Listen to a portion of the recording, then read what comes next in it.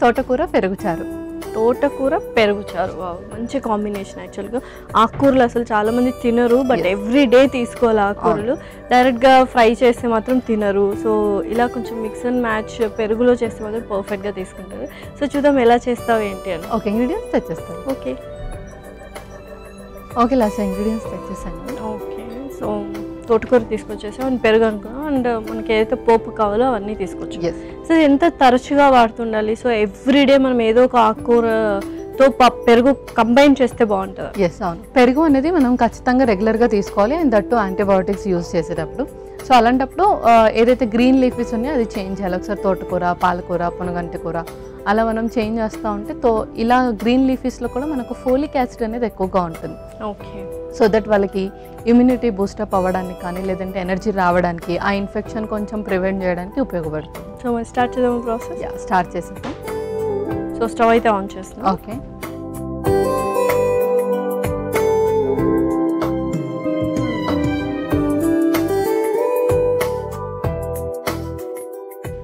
So ఇందులో కొంచెం నూనె,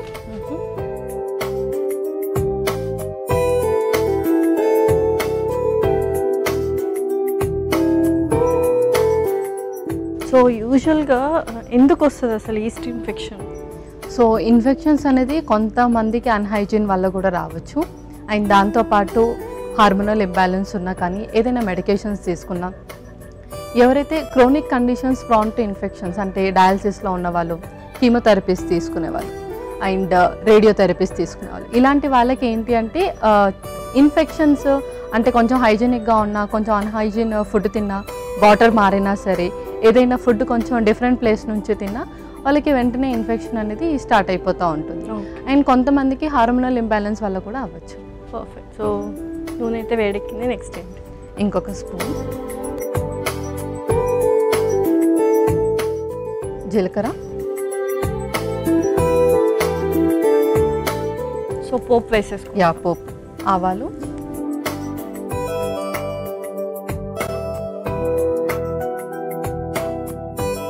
కొంచెం మెంతులు,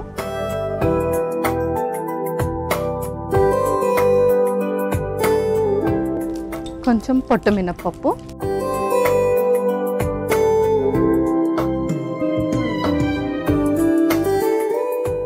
శనగపప్పు కొంచెం,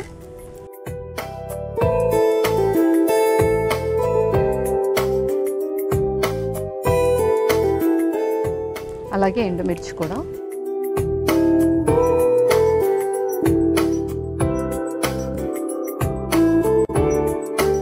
కొంచెం కరివేపాకు,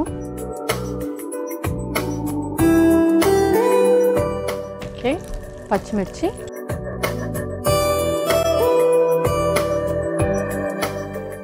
కొంచెం పసుపు కూడా.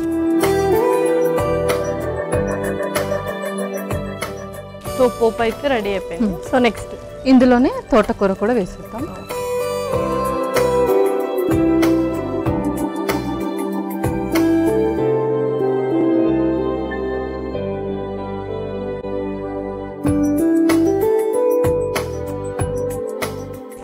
సో యూజువల్గా పెరుగు అనేది మీరు ఇందాక అన్నట్టు యాంటీబయోటిక్స్ తీసుకున్నప్పుడు, ఇన్ఫెక్షన్ ఉన్నప్పుడు తీసుకోవాలి అంటారు కదా.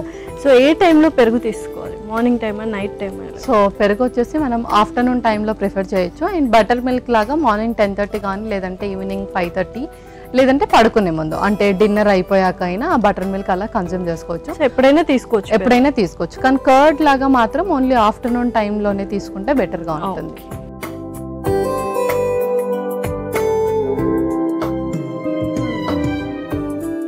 ఎందుకంటే చాలామంది పెరుగు నైట్ టైం అంటే పెరుగన్నం నైట్ టైం తీసుకుంటూ ఉంటారు. సో అలా పెరుగన్నం కానీ తీసుకోవచ్చు. పెరుగు నార్మల్గా కొంచెం కూడా వాటర్ కలపకుండా గడ్డ పెరుగు అంటారు కదా, అలా తీసుకోవద్దు. బట్ ఏంటి అంటే మజ్జిగ అన్నం వాళ్ళు హ్యాపీగా ప్రిఫర్ చేయొచ్చు. అలా చేస్తే ఏంటంటే వాళ్ళకి డైజెషన్ కూడా ఇంప్రూవ్ అవుతుంది. సో గడ్డ పెరుగు తీసుకోవడం వల్ల ఏంటంటే మళ్ళీ మనకు కోల్డ్ కానీ లేదంటే లంగ్స్కి సంబంధించిన ఇన్ఫెక్షన్ స్టార్ట్ అవుతాయి. ఓకే, సో నెక్స్ట్ ప్రాసెస్ ఏంటి? నెక్స్ట్ మనం పెరుగు ఒక మిక్సింగ్ బౌల్లో కలిపేసుకోవాలి. సో పెరుగు, ఇందులో కొన్ని వాటర్ వేసుకుందాం.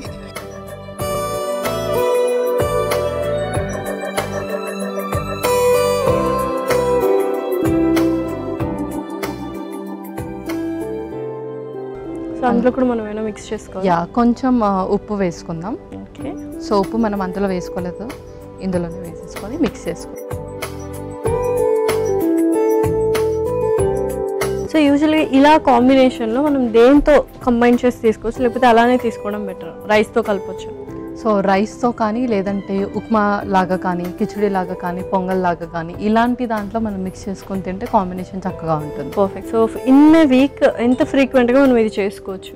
సో గ్రీన్ లీఫీస్ స్వైప్ చేసుకుంటూ మనం ఎవ్రీడే కూడా చేసుకోవచ్చు, ఎందుకంటే ఎవ్రీడే కర్డ్ తీసుకుంటూ ఉండాలి. బట్ నైట్ టైంలో కర్డ్ అనేది నాట్ అలౌడ్ కాబట్టి సపరేట్ కర్రీ అలా లేకుండా గ్రీన్ లీఫీస్, లేదంటే అందులో కొంచెం ఏదైనా వెజీస్ యాడ్ చేసి ఇలా మజ్జిగ చారులా చేసుకోవచ్చు. ఓకే. సో మరి సర్వ్ చేసుకుందామా? సర్వ్ చేసి. సో ఫస్ట్ ఎలా, దీని తర్వాత దాంట్లో మిక్స్ చేసేసుకుందాం. యా, ఆ తోటకూర ఇందులో మిక్స్ చేసుకుందాం.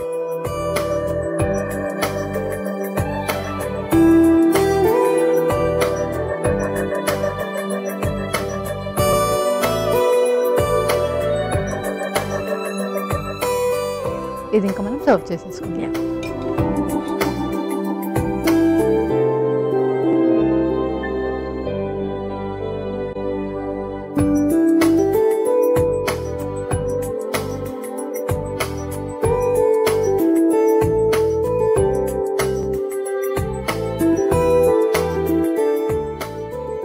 వావ్, సో రెడీ అయిపోయినట్ట మరి? ఎలా తోటకూర మజ్జిగ చారు రెడీ అయిపోయింది. ఓకే.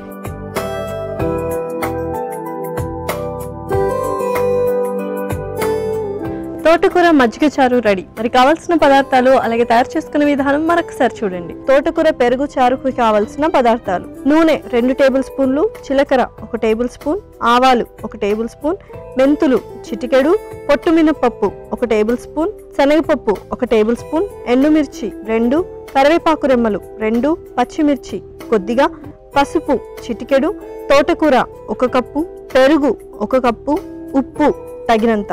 తోటకూర పెరుగు చారు తయారు చేసుకునే విధానం: ముందుగా స్టవ్ ఆన్ చేసి ప్యాన్లో నూనె పోసి వేడయ్యాక అందులో జీలకర్ర, ఆవాలు, మెంతులు, పొట్టుమినపప్పు, శనగపప్పు, ఎండుమిర్చి, కరివేపాకు, పచ్చిమిర్చి, పసుపు వేసి వేయించుకోవాలి. తర్వాత తోటకూర కూడా వేసి మగ్గించుకోవాలి. ఇప్పుడు ఒక మిక్సింగ్ బౌల్లో పెరుగు, నీళ్లు, కొద్దిగా ఉప్పు పోసి కలుపుకోవాలి. తర్వాత అందులో వేయించుకున్న తోటకూర మిశ్రమాన్ని వేసి కలిపి సర్వింగ్ బౌల్లోకి తీసుకొని సర్వ్ చేసుకుంటే ఎంతో రుచికరమైన తోటకూర పెరుగు చారు రెడీ.